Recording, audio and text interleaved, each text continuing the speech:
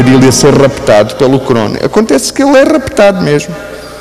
E aí, aqui é o começo de toda a sequência narrativa da história.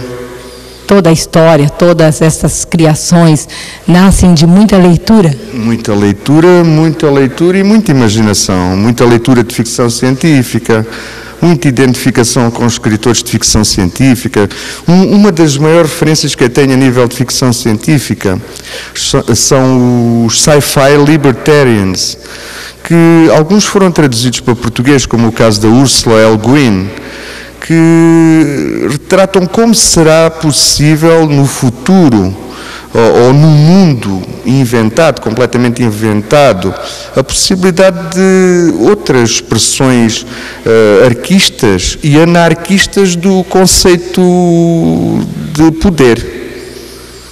Toda a confederação galáctica que eu inventei baseia-se nessas na dualidade entre as possibilidades de haverem planetas anarquistas e planetas arquistas. Arquistas é os que têm poder, um poder qualquer instituído. Anarquistas é os que não têm qualquer tipo de poder. E eu li um livro que me influenciou muito, que foi Os Despojados, em inglês é The Dispossessed, da Ursula Le Guin, que retrata muito bem, é quase uma analogia com a história entre Cuba e os Estados Unidos, que é um planeta capitalista que tem a orbitar uma lua que é anarquista.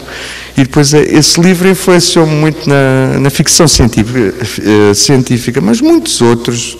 Sou um leitor ávido de ficção científica, um consumidor da Guerra das Estrelas desde o primeiro episódio, em 77, influenciou-me muito a nível estético e até na narrativa.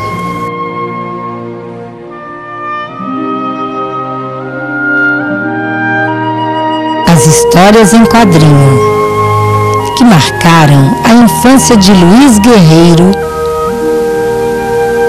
serviram de cenário para as pinturas em azulejos e que revelam imagens repletas de imaginação e detalhes, formando um conjunto de impacto, um grande gibi.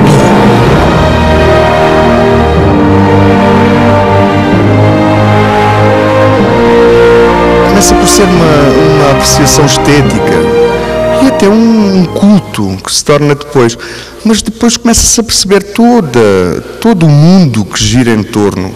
Não é por acaso que os autores de histórias em quadrinhos se tornaram no século XX e agora em princípios do século XXI, em que a nona arte se está a tornar uma arte nobre.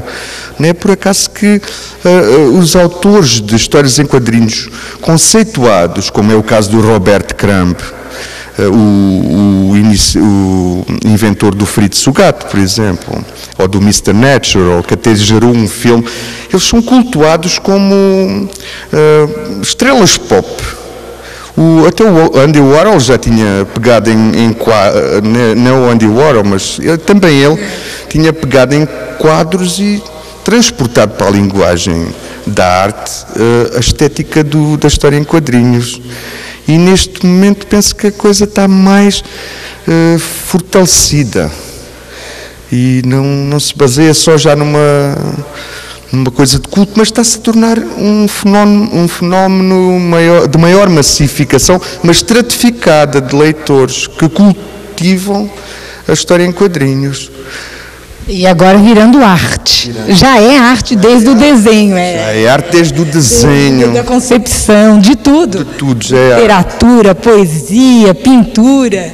Agora, por exemplo, houve na década de 1940 até 50 e pouco, inclusive no Brasil, houve uma tentativa de censura da história em quadrinhos, porque os puristas achavam na altura que isso poderia desencadear na juventude uma troca de valores.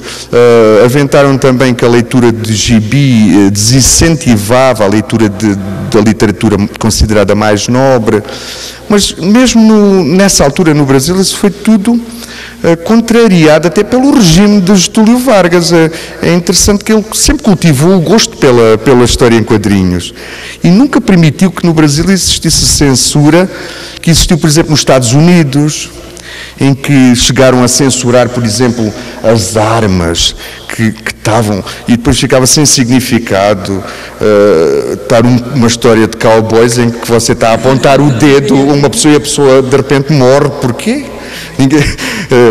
E também muita censura a nível de moral, uma moral vigente. Mas isso depois desapareceu tudo, claro. Mas foi uma época difícil para a história em quadrinhos. Em Portugal foi muito usada essa censura também. Mas no Brasil, graças, penso eu, ao gosto de pessoas do próprio regime de Getúlio Vargas, cultivaram, e pela própria ideia do Eisken, né? Aquele editor do suplemento juvenil, em que ele começou a fazer histórias que eram o oposto dessa violência, que eram histórias, por exemplo, romanceadas de Jorge Amado, como a Gabriela, que saiu nas revistas da Ebal, e isso criou uma contra-força a essa censura, o cultivar dos heróis nacionais brasileiros. E isso foi o que fez também resolver muito a não censura das histórias em quadrinhos no Brasil.